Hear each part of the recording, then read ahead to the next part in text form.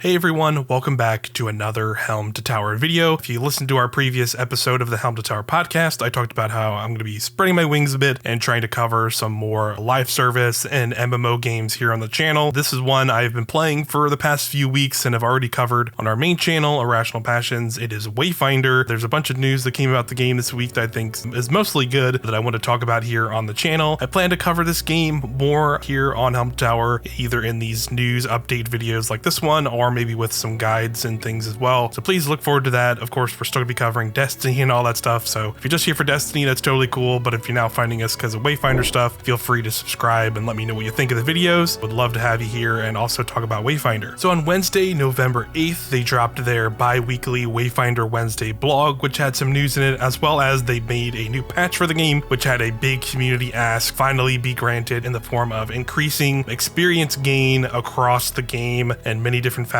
So let's go over the patch and some of the other news that they gave in this blog. So with patch 1.10, they increased XP gains from all enemies by 386%. This includes mini bosses and bosses in expeditions and hunts. They increased XP from expedition completion by 237%, and they also increased reward tower XP from all repeatable sources by 325%. This includes opening chests, breaking resource nodes, collecting memory fragments, completing events, and completing expedition and hunts. So these are already some huge gains in experience, but there's even more than that they also improved. They added XP multipliers to each mutator slot, where there's going to be a 10% bonus for one imbuement, 20% bonus for two imbuments, and then a 30% bonus now for three imbuments. So the imbuments are modifiers you apply to dungeon runs, so they will increase those percentages already being buffed by even more if you add those challenge modifiers. So that gives great incentive to do those if you're grinding out levels for multiple weapons and multiple characters. That was definitely a big problem before this patch. Took a lot to kind of level up multiple Wayfinders and characters, which in some ways is kind of the big core of the game, is unlocking new characters and weapons and leveling them up and grinding for them. So this has honestly been a great change. I have some comparisons here you can see that show the pre-patch XP gains from the end of an expedition you would run, and then some post-patch updates. You can see like I'm literally getting now multiple levels and like a single expedition run, even on my level 19 silo, and I can get multiple levels with them just from an expedition run that's like on level with my character.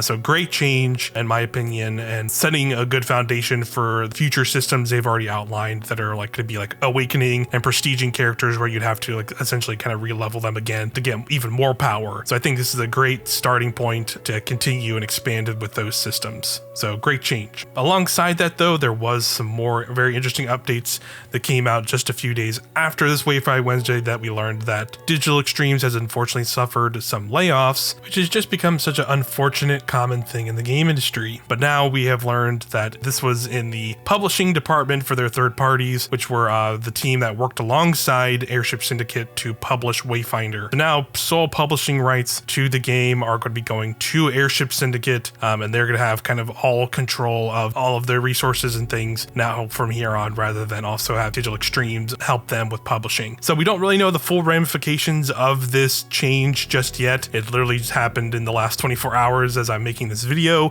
Generally, so far I've seen some initial reactions from some of the community team in their Discord, which they're very vocal in. So I definitely recommend, like, if you're interested in the game, going into their Discord and seeing kind of a lot of the notes they have. They seem generally positive at the moment, but it's hard to say what positive or negative effects this shift will have on the game. But at the end of the day, you know, unfortunate folks over at Digital Extremes lost their jobs. So I'm hoping the best for them and they can land back on their feet. And I'm hoping the best for Wayfinder going forward. They seem generally positive, like this is going to have major impacts on the game overall. And in some ways they said it might be beneficial because they might be able to update the game faster this way, having less checks and balances when it comes to running stuff through Digital Extremes. So we'll really just have to wait and see what kind of impact and ramifications this will have moving forward. We just don't really know right now. But for now, guys, that's kind of all I got for you on Wayfinder. Thanks for watching. I'll be doing more videos like these in the future, either covering news and updates on the game, and probably some guides as well to help you with some stuff in the game. But for now, thanks again for watching, and I'll see you in the next video.